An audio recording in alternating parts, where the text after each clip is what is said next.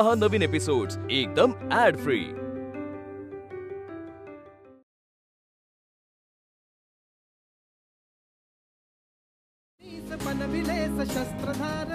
एक मजबूत राष्ट्र बनवण्यासाठी आपल्याला जातीचा भेद नष्ट करायला हवा।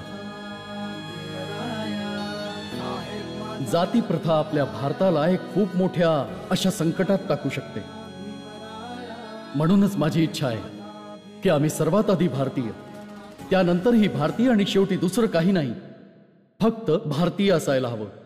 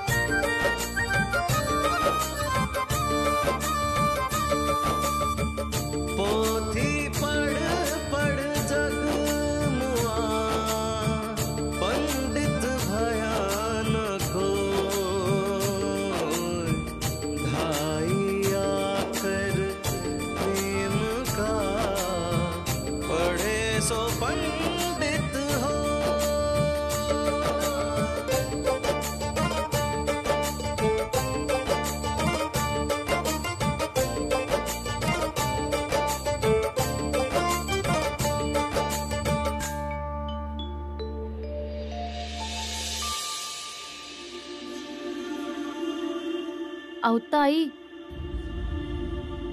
ताई काय झालं?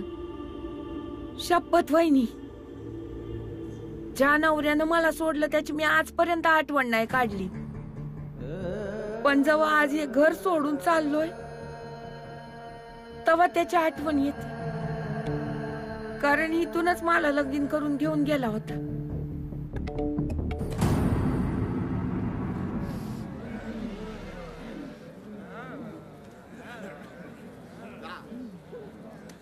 भीमबाळा, तू घरी जा आणि आईला सांग तुझी लवकर तयारी करायला। आज आपला गावातला शेवटचा दिवस आहे। आज मी तुम्हा समद्यासनी माव फिरून आणणार। जा। नशिबाचा खेळ बी अजीब आहे, इतकी वर्ष घालवली या घरात, आता हे सोडून जावं लागतंय। ताई, आपल्या नशिबात इतकंच वरीस या घरात राहायचं होतं। वहिनी कुठं जाणार, काय करणार? तुमचे दादा सांगत होते सरकार दाबोलीमध्ये रिटायर माणसांना घर देत आहेत म्हणून, बघू मग काय ते। चला येतो, माझ्याकडून काय बी चुकला असेल तर मला माफ करा। येतो।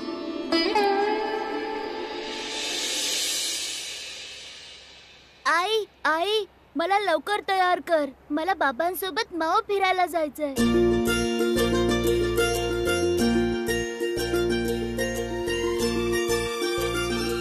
घे, झालास तयार, चल पळ आता। असं कसं तयार झाला? अगं जरा नीट तयार कर ना त्याला। अव समधी कापड पेटीत भरून ठेवलेत, आता परत काढावे लागतील। मग काय झालं, काढ ना, चांगले कपडे घाल त्याला। बाळा, आनंद, मंजुळा, तुळसा, चला तुम्हा समद्यांना फिरून आणतो बघा। समद्यासने घेऊन जाणार तरी तर सामानाच्या आवरावर कोण करील? मी एकटी, आणि त्यात माझी तब्येत बी बरी नाही। वय बाबा, लय सामान पडलंय बघा, तुम्ही भीमालाच घेऊन जा, आम्हाला इथे काम करू द्या। तुला चालेल ना ग? वय बरं, तुम्हाला काही खायला आणायचंय का? जिलबी भजी की अजून काही? त्याचं काय, इथला आपला आज शेवटचा दिस आहे. नंतर काय फक्त आठवणीच राहणार. त्यामुळे तुम्ही जे बी मागाल मी घेऊन येईन. मग माझ्यासाठी जिलेबी घेऊन या बाबा. आणि माझ्यासाठी मोतीचूरचा लाडू. आणि माझ्यासाठी बर्फी. आणि माझ्यासाठी समोसा. आणि मिठाई तर मी यांच्याकडनं घेईनच ना. हा हा, पुरं दुकान घेऊन ये. या लोकांना फक्त सूट मिळायला पाहिजे. भाऊ, माझ्यासाठी बी काहीतरी आण. ताई, आज हे जे बी मागतील नव ते समदा आणणार म्या.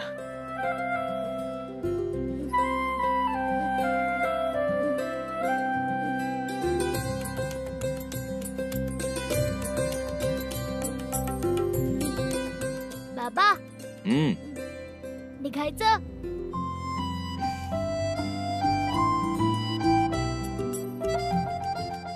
इकडे.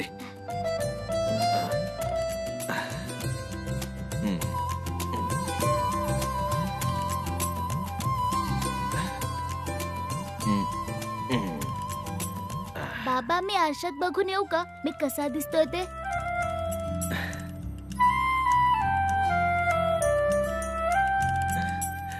जा जा बघून ये पळ.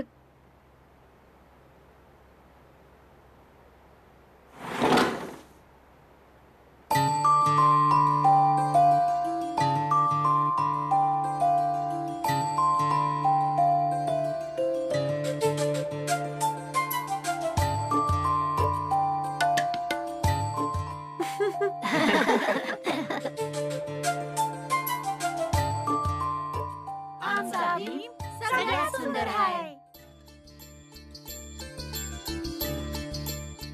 माझ्या भाच्याला कुणाची बी नजर नको लागायला. आहा. तुम्ही तुम्ही भीमाला असं साहेबासारखं तयार करून बाहेर का घेऊन जाता व? कारण की घरातून बाहेर पडलं की माणसांच्या नजरा कापड बघून ठरवतात की हो पोरगा कोणत्या जातीचा आहे. म्या ज्या समाजातला आहे, ज्या जातीतला आहे, मला त्याचं अजिबात वाईट वाटत नाही.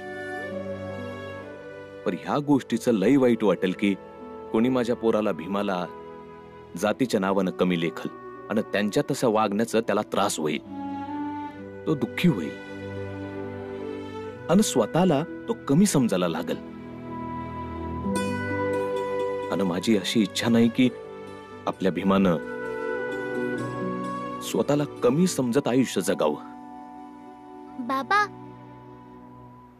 निघायचं?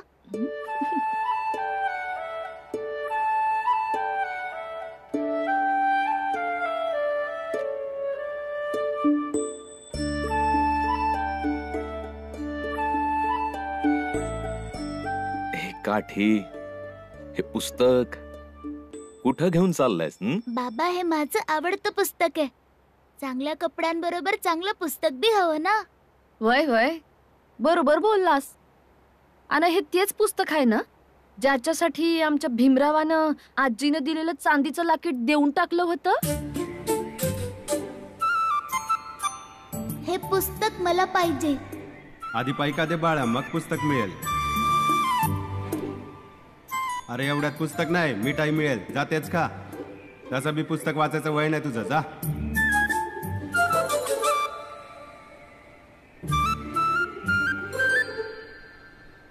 हे दिल्यावर तरी पुस्तक देशील?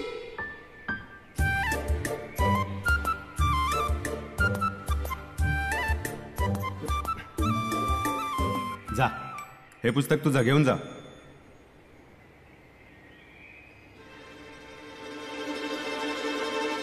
बाबा, दुसरं लॉकेट देतील ना?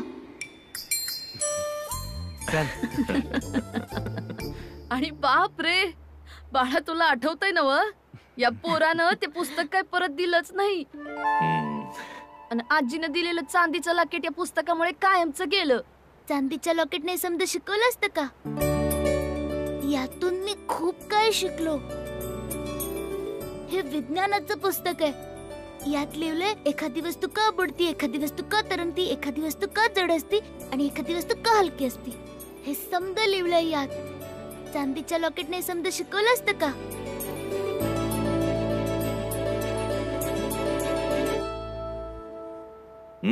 द्या आता उत्तर. तुझ्या आईनं दिलेलं चांदीच्या लाकेटनं तुझ्या पोराला हे समज शिकवलं असतं का? तुम्ही आणि तुमचा पोरगा दोघं बी महान आहेत. चला जावा आता, लवकर ह्याला फिरवून आणा. जा. चला बाबा. चला चला आवरायला घ्या. चला. आपल्या भीमानं कधी बी आणि केव्हा बी पुस्तक मागितलं ना, आणि माझ्याकडे तेव्हा पैसे नसतील ना, तर मी स्वतःला गहाण ठेवीन पण त्याला पुस्तक आणून देईन बघ.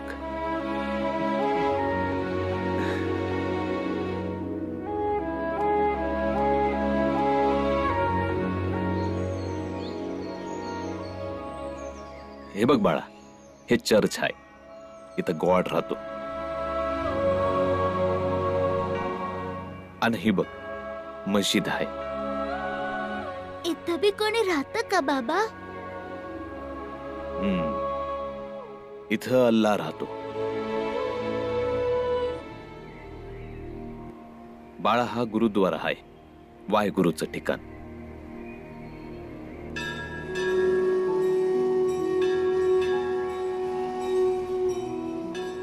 आणि हे बघ बाळा, हे मंदिर आहे. इथं बी कोणी राहतं का बाबा? इथं देव राहतो. चौघं 4 वेगवेगळ्या ठिकाणी का राहतात? कारण की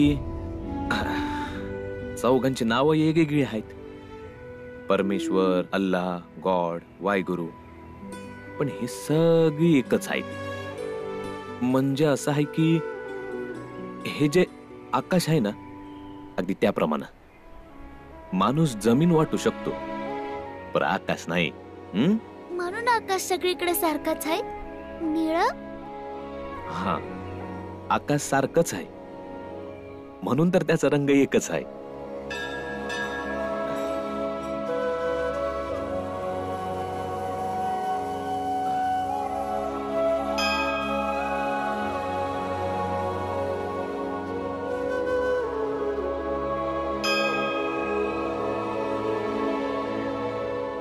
बाबा बाबा, मला बी घंटा वाजवायचे.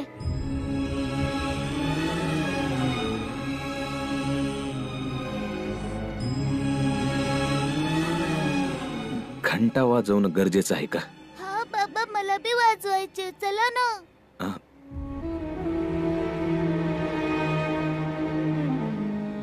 घंटा वाजवायला मंदिरात जायची गरज नाही. आपण इथनं बी घंटा वाजवू शकतो की. कसं? सांगतो.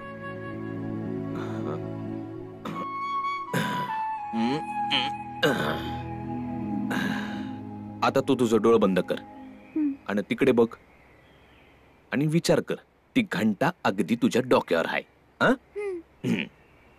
आणि जेव्हा म्या सांगल तेव्हा घंटा वाजवायची.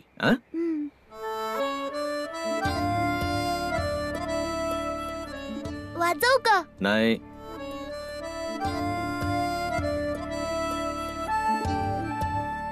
वाजवू का? आता नाही. वाजवू का? नाही नाही, आता नाही. तयार? वाजव.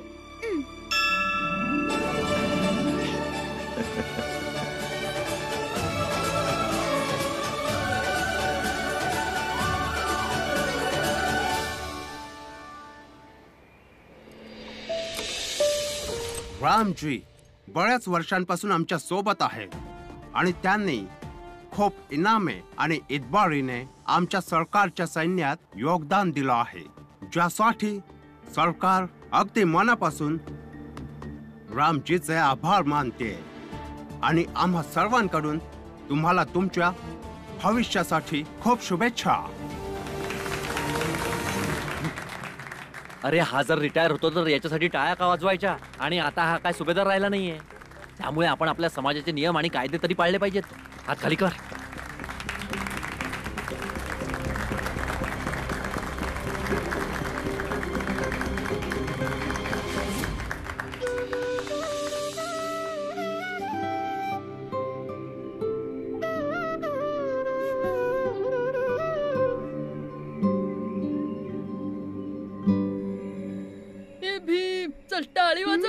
तुझ्या बाबांना नोकरीवरून काढून टाकलंय. काढून नाही टाकलंय, माझे बाबा रिटायर होत आहेत. तुम्ही खोटं का बोलताय? ओ काका, याला तुम्हीच समजावा. याच्या बाबांना काढून टाकलंय की ते रिटायर होत आहेत. रिटायर तर नावाला आहे, पण खरं तर त्यांना काढून टाकलंय.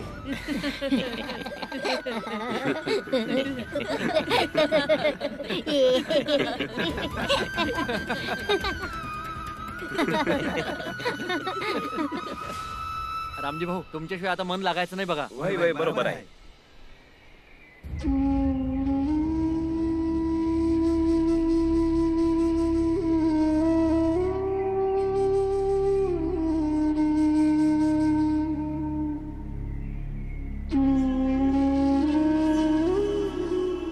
तुम्ही समजा वा पुढं, मी येतो.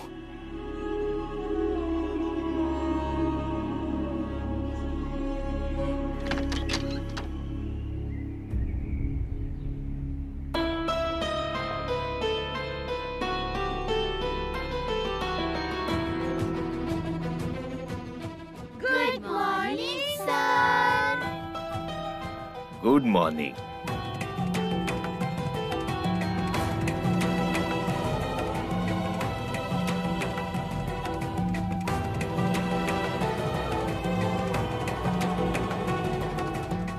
बाबा, हं? बाबा. काय झालं भीमा? एवढं धावत का आलास? समदे लोक असं का म्हणतात की तुम्ही रिटायर नाही झाला तर तुम्हाला काढून टाकलंय. हे खरं आहे का?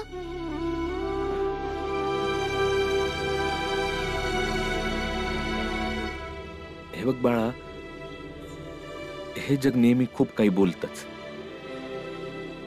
पण सर्वात महत्वाचं हे आहे की तू त्या गोष्टीबद्दल काय विचार करतोस. तुला जर हे खरंच वाटतंय की तुझा बाबा रिटायर होतोय, मग भलेही जग काही बोलू दे, तुला तुझ्या विश्वासावर ठाम असावं लागेल. कारण तू तुझ्या विश्वासावरच लोकांचे विचार बदलू शकतोस. म्हणूनच तुला जे योग्य वाटतंय नेहमी तू तेच कर. ठीक आहे बाबा. तर मग निघायचं. आई घरी आपली वाट बघत असेल. आपल्याला जायचंय ना? चला.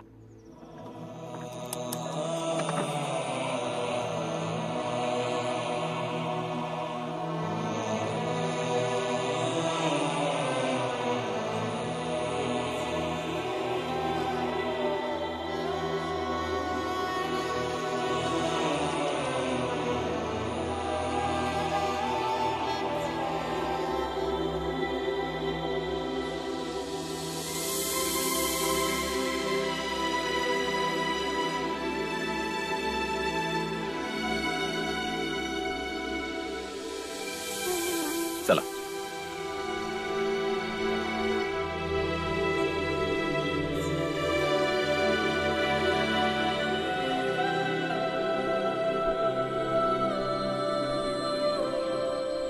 या घराला नीट धुवून काढा आणि सगळीकडे गोमूत्र पण शिंपडा. आज संध्याकाळी नवीन साहेब राहायला येणार आहे इथं, त्यामुळे या घराचं शुद्धीकरण करायलाच हवं.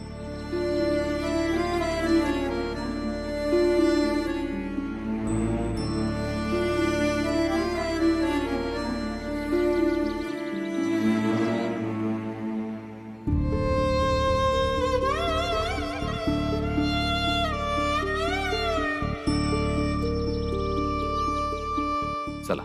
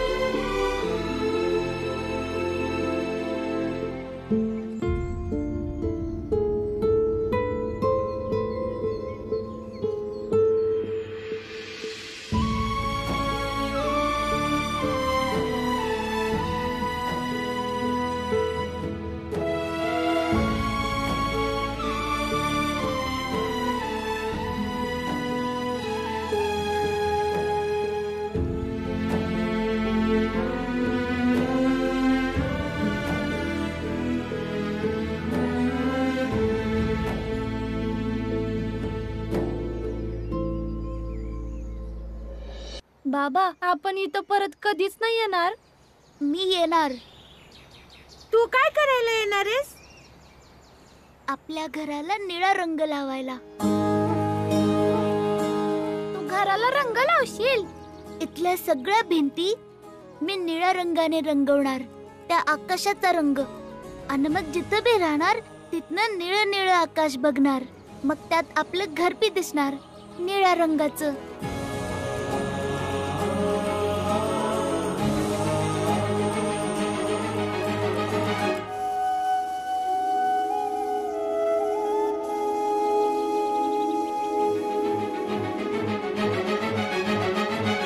संविधानाचा तूच शिल्पकार, समता अन बंधुतेचा तूच सूत्रधार. लेखणीस बनविले सशस्त्र धारदार, भेदांवर द्वेषावर करुणी तू प्रहार.